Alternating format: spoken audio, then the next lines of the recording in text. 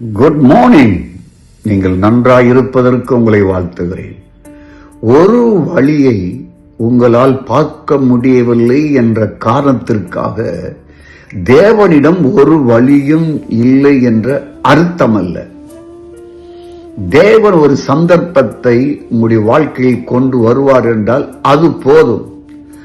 அது உங்களை புதிய உயரத்திற்கு கொண்டு சென்றுவிடும்.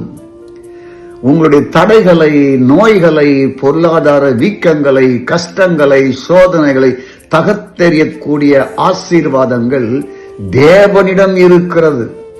ஏராளம் தாராளமான செல்வத்திற்குள்ளாக உங்களை நடத்தி கொண்டு செல்லக்கூடிய அளவிற்கு அவருடைய ஆசீர்வாதங்கள் இருக்கிறது.